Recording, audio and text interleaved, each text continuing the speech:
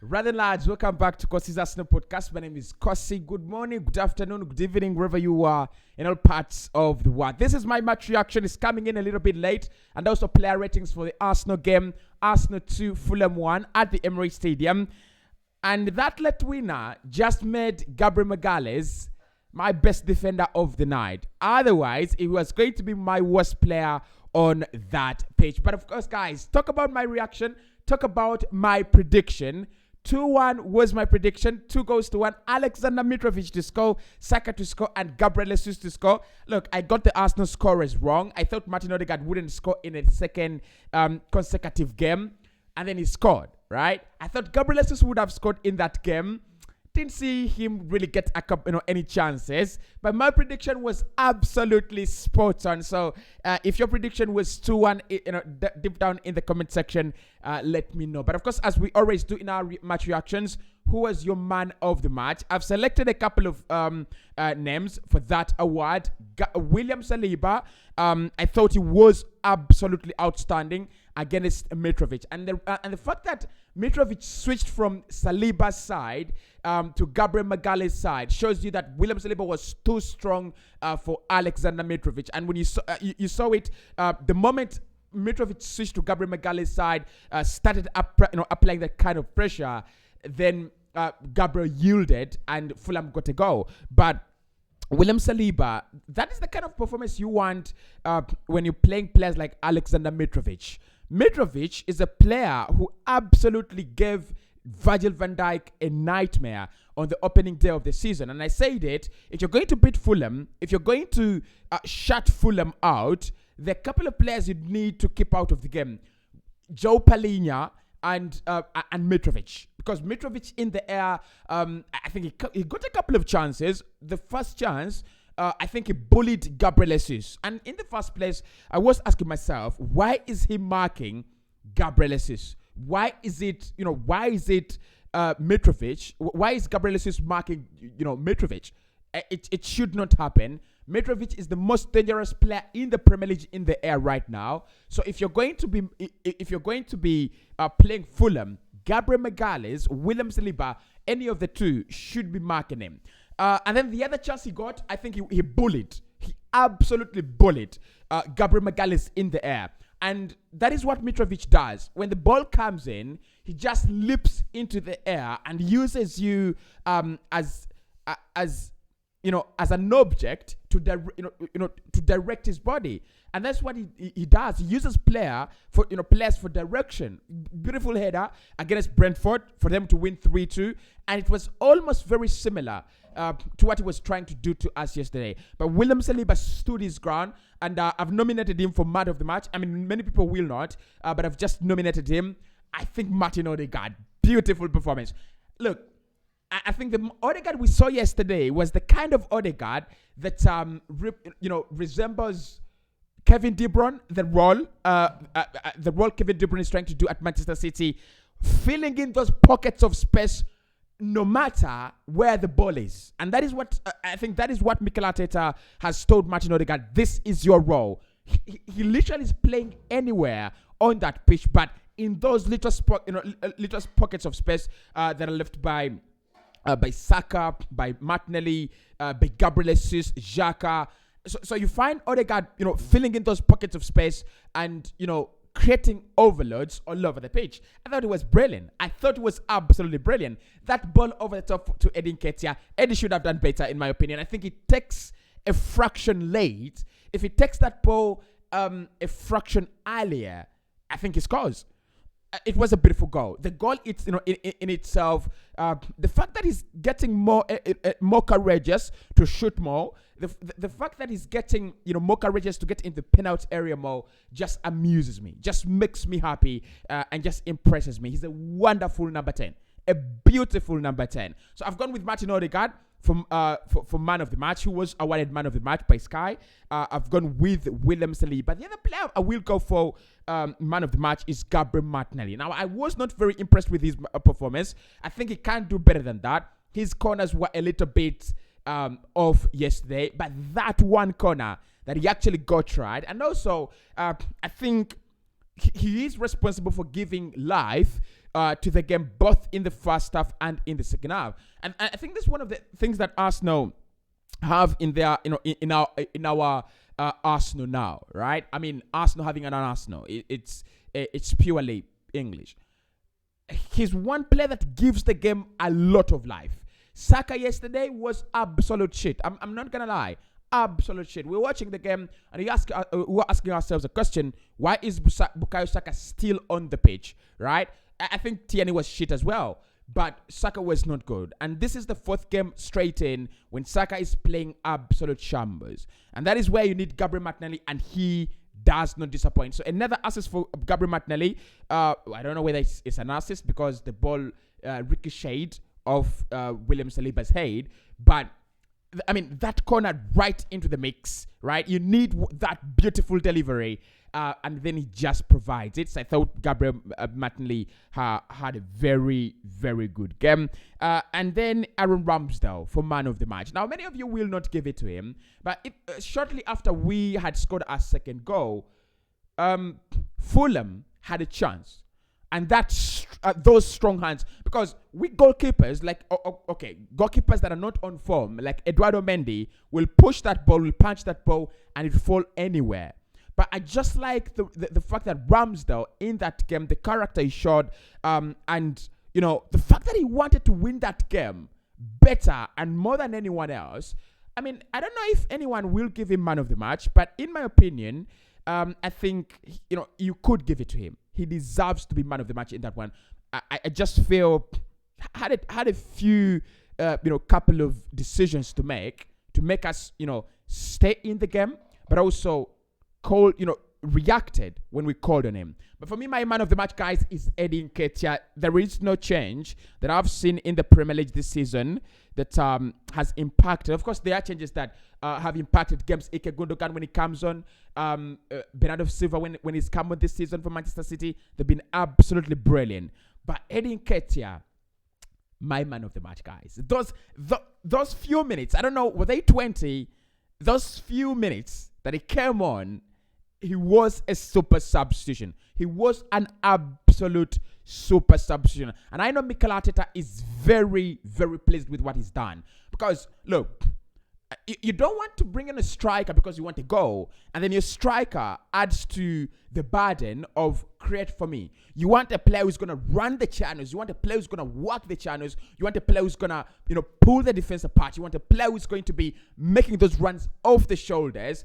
And literally, when you have Eddie Nketiah and Gabriel Jesus on the pitch, you have four players. You have two strikers first and foremost, but you also have two wide forwards that are working the channels. And you saw it when Gabriel Magalhaes is not playing centrally. Eddie Nketiah is, and all the chances are gonna fall onto Eddie Nketiah, who's stretching the back line. And when he does that, it just gives a lot of time to for Gabriel Jesus, Martinelli, Saka, and Odegaard to be on the ball in the penalty area. That is the first goal that we saw the Odegaard score. Gabriel Jesus is making his run, so he's pulling the defense with him, and Odegaard has some space to work in, and just takes a shot, takes a deflection, and it's a goal. So my man of the match in that game is Eddie Nketiah. So those five, let us vote: Saliba, Odegaard, Nketiah, Martinelli, who I thought was a little bit, up and down, but I think his performance was okay. And Aaron Ramsdale, who was your man of the match. Now, let's start off with Ramsdale. I'll give him an 8 out of 10 player ratings. I'll give him an 8 out of 10. I think, look, again, in that situation, there is nothing he could do, he could have done. I think Gabriel Magalhaes receives that ball, and no one comes up to no one makes himself available to receive the ball. So Gabriel Magalhaes takes a fraction of time, takes a fraction of a second, and that is when Alexander Mitrovic gets to him. Now, what I will blame Gabriel Magalhaes for is spank the fucking ball outside. We are 0-0, right? We have something to defend. We have a clean sheet, and we do not know whether we are even going to score. It's a difficult game. It is turning ugly, right? spank the ball outside into a throw in. No one will blame you for that because when you lack Thomas Partey, that is what it does. And we'll talk about it when we talk about Mohamed Elneny. That is what it does.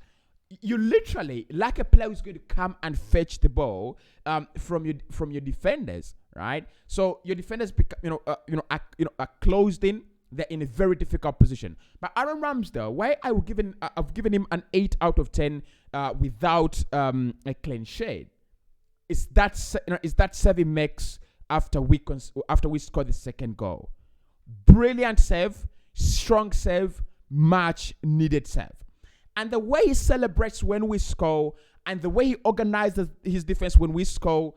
Actually, when we scored, unlike last season when we were 2-1 up and you felt like it was going to end 2-2, Ramsdale organized that defense so well that you felt like they were never going to come anywhere close to our goal again. And they didn't. Right, so I just like his vibe as a goalkeeper. Personally, I just like him as a person, but I just like his vibe as a goalkeeper. I just like the way he's part of this team. I just like the way he celebrates saves.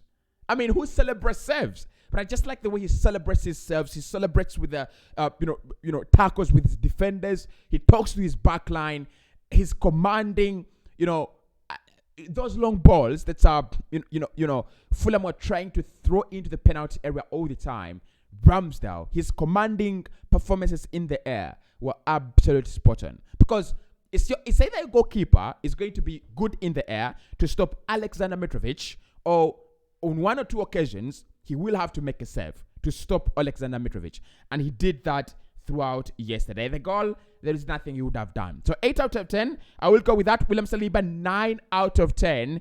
There is no reason as to why I don't give a William Saliba 10 out of 10. The only reason I won't give him a 10 out of 10 is we didn't keep a clean sheet. But beautiful performance. Wonderful performance. Like, Mitrovic this season is geared up.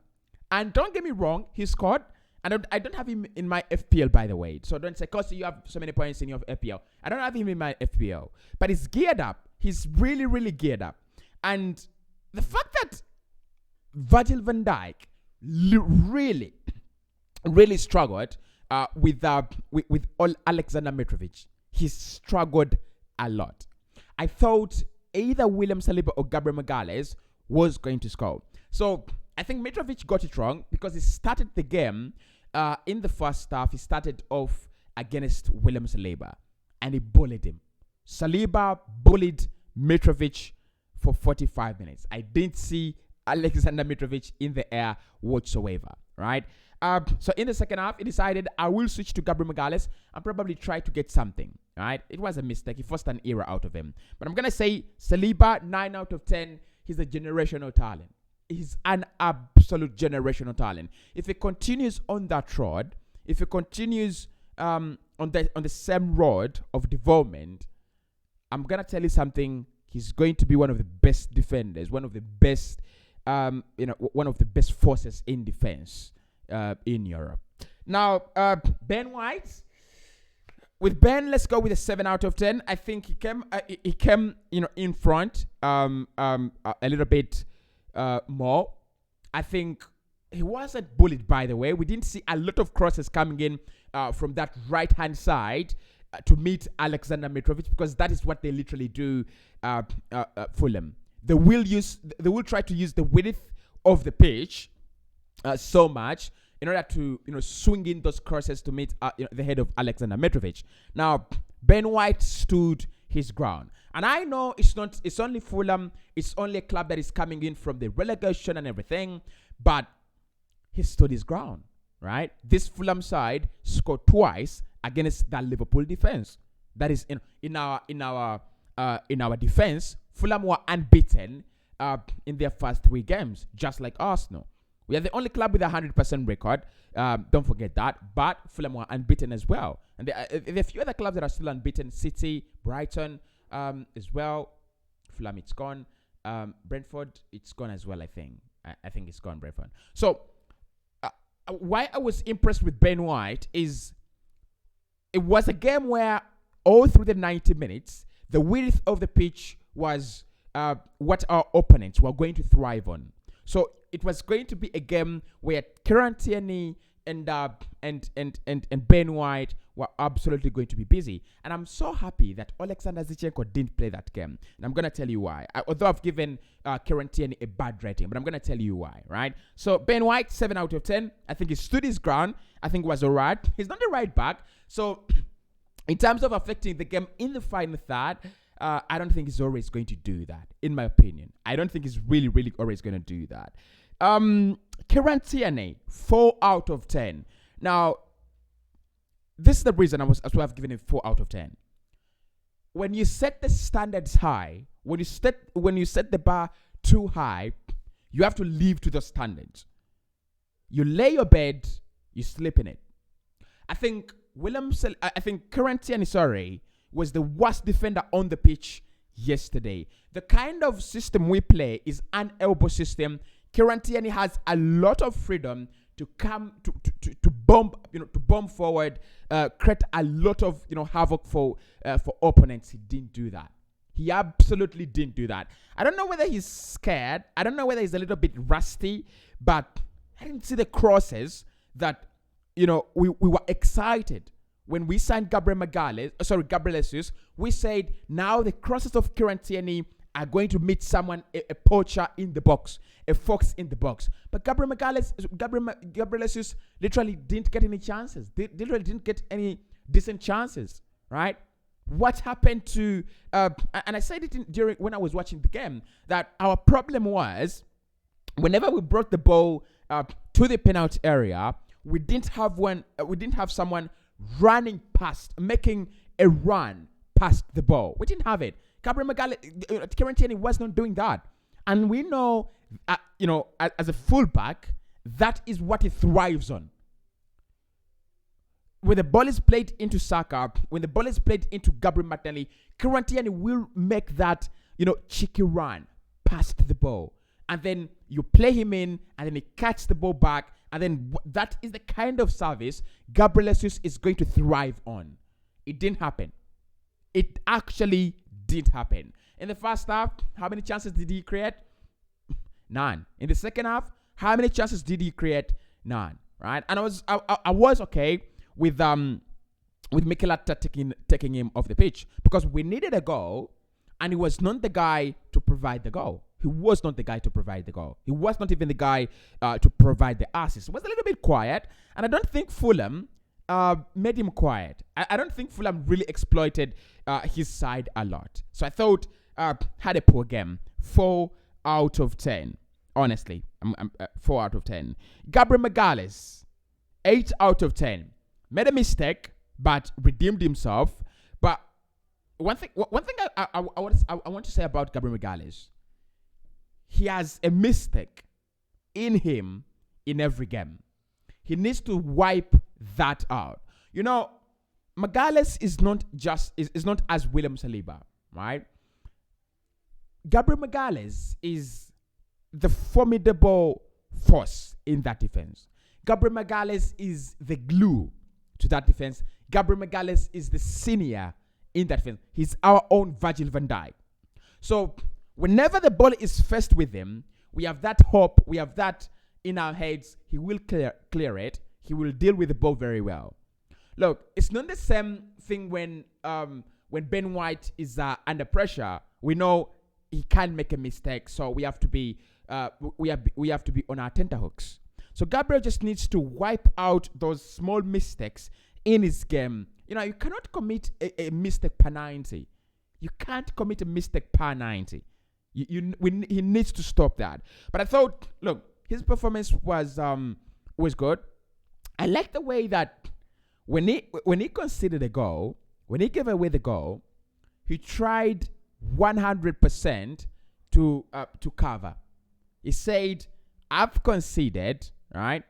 I'm going to go and I'll try to make things happen." Because that kind of tapping, that is a Gabriel Jesus goal.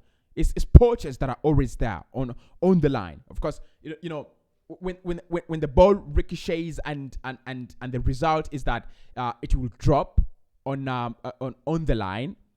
Whoever is there to cross to make it cross the line is either a striker or an advanced midfielder. But the fact that Gabriel Magalhaes is there in the position, it shows you that he wants to make things right. And I love the character. I absolutely loved the character. The character the whole team showed, that we are 1 goal down, fine. Because, I mean, you will be 2 goals down in the Premier League. You will be 3 goals down in the Premier League.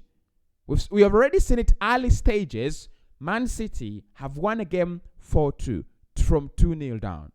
They have won a game. They have picked up a point against Newcastle 3-3 from 3-1 down. So, my point here, lads, is you will always fall back behind. It's not a must that Arsenal will take the lead in every game. But the attitude, the character, the belief that Gabriel Magalhaes, showed there, right? And you saw him celebrating twice because he knew you win this one, right? You win this game against Fulham. You win against Aston Villa. You have a Manchester United side that has not yet prepared themselves very well. That result can fall anywhere. You can't go 6 games because we take on Aston Villa on this Wednesday, and we take on Man United this coming Sunday. So so we literally have 3 games in a space of 8 days. You understand? So, and you have Fulham, Aston Villa, and Man United. The last team you want to lose to is Manchester United. Is Fulham. Come on. I mean, if we drew against Aston Villa away from home, I'd be okay with that. Actually, we are at the Emirates Stadium. I will be okay with that because Villa have some quality. They've only started off well, but they have some quality. But Fulham, no. But I liked the attitude. I liked the character from Gabriel Magalhaes. Mohamed Elneny, 5 out of 10. Let's be honest, guys. Let's be honest. Mohamed Elneny didn't play well yesterday. Mohamed Elneny did not play well yesterday. Now, this is his game. He doesn't commit mistakes. He doesn't commit fouls. He's a clean player. He's a clean midfielder. He's a clean defensive midfielder. But he offers nothing. That is my argument. He offers nothing.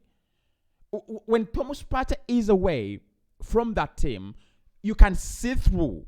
It's a clear see-through that the midfield is lacking something. And what we lacked yesterday was simple. And many people will not understand because we won the game. What we lacked yesterday was the way we transition. We lacked a ball carrier. We lacked someone who's courageous enough to bring the ball into the final third of Fulham, to allow Odegaard make his run, to allow Gabriel Jesus pick his spot, to allow Martinelli pick his spot, and Saka pick his spot. Because when you have Thomas Partey there, you see, when Elneny picks up the ball, he takes three minutes to think of where that ball is going to go. Partey doesn't do that. When Elneny picks the ball, he's going to make the easier pass, one, or he's going to make a back pass. Now, you're not a centre-back, Elneny. You're not a centre-back. You're not a fucking centre-back to keep on passing that ball backwards. You're a midfielder and need to be brave. So my problem with Mohamed Elneny, he is not brave enough. If he was brave, I think we would have created more chances in that game. We'd have scored more goals. Because what you needed there was, on more than one occasion, we locked Fulham into their own cage, right? But the problem was there was not enough pressure. There was not enough pounding. And who does the pounding? It's Rodri, it's Fabinho, it's Partey, it's Elneny, it's Douglas Luiz, it's Kamara. It's that defensive midfielder in modern football. They do the pounding. Whenever the ball comes back, comes out, they inject it back. So we didn't have someone to inject our ball back into action. Mohamed Elneny, whenever the ball is repelled, he pushes it back. So we missed Thomas Partey. Elneny didn't have a good game for me. Given the quality of opposition, he didn't have a good game. So I'm giving him a 5 out of 10. Xhaka 6 out of 10. Should have scored in the first half. He's playing in that area where Fabio Vieira should be playing. And I'm angry with Mikel Arteta. Now, Xhaka didn't play poorly yesterday. Let's be honest. Had a good game. I think he played a little bit deeper in the second half, especially when we conceded, because our left back had been withdrawn. So Saka was playing as a wing back, so Xhaka had to help out. But my concern with Xhaka is with this new role that we've created. How long is Mikel Arteta going to? How long is it going to take Mikel Arteta to realize? Okay, I need someone who is more gifted. I need someone who is more technically gifted in that area. Xhaka is not a bad player, but if you've created a new advanced number 8 role, it is not for Xhaka. Come on, it's not for Xhaka. How many goals is he gonna score in a campaign? And you play him in that advanced area. The reason that's why you play with 2 number 8s, stroke number 10s, is that they can score. Odegaard already 3 goals, right? You want them to score as many as they can. Then your wingers to score as many as they can, and then your strikers to score as many as they can. Xhaka is not going to do that. So it's not his role that he's playing in that role. Sorry, it's not his wrong that he's playing into that role, and it's not his. I think it's not his bad in any way, right? But I don't think he had. I don't think he had a good game. Look, he doesn't have that technical ability to play there. It's as simple as that. It's the same thing. I think he's in a situation where you were a lady, you want to give birth, but you don't have any ovaries. You can't give birth. As simple as that. I don't think I don't think he has the minerals to play in that role. If you play him in a 4-2-3-1 deep, fine, because he will keep on passing the ball around. Actually, I wonder why Mikel Arteta is not trying to play Xhaka as a single pivot, because Xhaka's distribution of the ball, oh my word, absolutely fantastic. Of course, his problem is that when you play him there, you will expose him a lot to. You'll expose him a lot, so you'll have a lot of yellow cards and red cards. But if you can revolutionize him into a single pivot, I think his passing is lit, better than Thomas Partey's. Occasionally, I think what Partey has is the engine, and Xhaka lacks the engine. That's it. But I didn't think I was not very, very impressed. Odegaard, with whom I was very impressed, I would give a 9 out of 10. The goal was much needed. The response was much needed. And I loved what I liked about Odegaard is the mentality of now it is on to me. Because I watched the Manchester City game before when they were 2-0 down. And it needed one player to step up and take matters in their own hands. And it was Bernardo Silva. Took a shot, took a deflection into the back of the net, made an assist. I think Foden then made an assist. And then I don't know if it was Gundogan who made an assist for Erling Haaland. Bernardo Silva almost involved in every goal that Manchester City scored. That is the mentality that Odegaard showed in the Fulham game. He said, all right, you guys have scored. You've eaten your own piece of the cake. Now I'm going to run the party on my own terms. Now it is on to me. I need to make things happen. Because Saka was shit. Martinelli in the second half was shit. Gabriel Magalhaes was anonymous in the second half. Xhaka was sitting deep. And Mohamed Elneny was offering us nothing going forward. We needed someone to step up. And who better step up than your captain, Martin Odegaard? So I thought it was brilliant. I thought it was really, really brilliant. Even in the first half, I think he occupied the pockets of space very well. It's just that the balls were not falling onto the boots to hit the back of the net. As simple as that, right? But there is that ball that he flew over the West Ham defense to the boots of Eddie Nketiah. Nketiah knows should have scored, right? And it's the Eddie Nketiah impact that I was impressed with, but the missing of chances, I was not. I was definitely not. But Odegaard, 9 out of 10. Man of the match, awarded by Sky. Saka, 3 out of 10. Guys, he needs to rest. Mikel knows this. He needs to rest. But I think the fear is in these Englishmen in the media, right? The truth is, the only players that are playing poorly, the only players that are going to be replaced in that Arsenal team are 1, Saka, who is not playing well. If Arsenal get Pedro Neto, there's no reason as to why Saka stays in the team.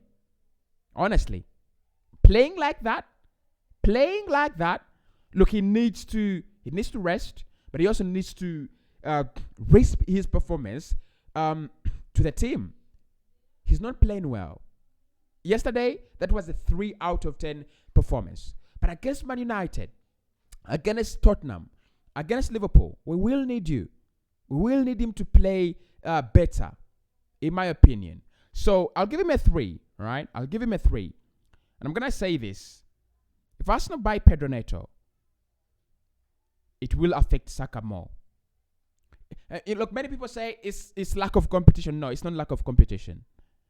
I think he's exhausted, right? He's exhausted. I don't want to see him get back to playing Europa League football. I need him in that team, honestly. He's English, one, and I want us to have an English player so that all these English media do not start their negative stupidity against my team. So I need him there, and that's why I'm okay with Ben White playing at right back now.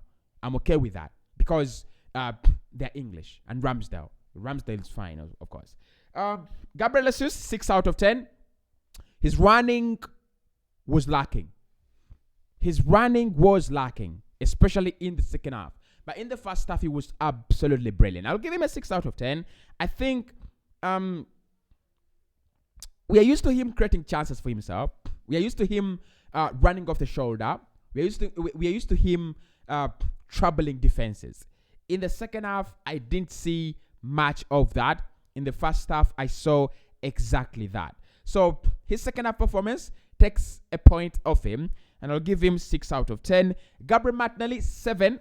But I would, if it's not for that beautiful ball, I would have given him a 6.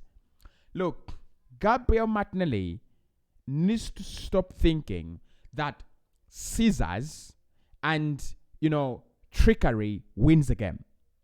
What wins a game is an assist. What wins a game is a goal. Anything less than that is absolute nonsense, right? So he dances well with the ball. His runs are fantastic, but for me, it's the same message I will send to Martin Odegaard. Cross when you need to cross, shoot when you need to shoot, and pass when you need to pass.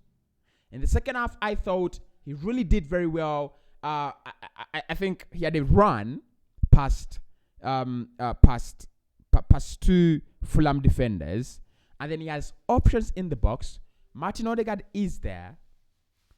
Gabriel Jesus is there, and he has all the time in the world to pick out someone, and then he goes for goal. Leno is literally standing there, and he goes for goal. Not brilliant at all. But he had a good game. I think he had a good game. Honestly, had a good game. Because that assist, if he doesn't come, then we don't win the game. And then he has to work on his corners as well. I was not really impressed with the corners. But if there is anything to take away from this game, we'll talk about that in the 6 things we learned. But the attitude, the character, right? And can you believe that we didn't create as many chances? We had so many shots on goal, but we didn't have many chances, clear-cut chances. But we managed to score, right? So that means that even if the team doesn't have clear-cut chances, we'll score. Another game is going to come, and we'll have those chances. One-on-one, through. And I'm pretty much sure, very, very sure, by the way, that we will take them. I'm pretty sure we'll take them. But that was not bad, guys. That was not bad. That is my match reaction and player ratings. Follow me on Instagram. Follow me on Twitter, YouTube. Make sure you subscribe. And also on TikTok. I will speak to you very, very soon.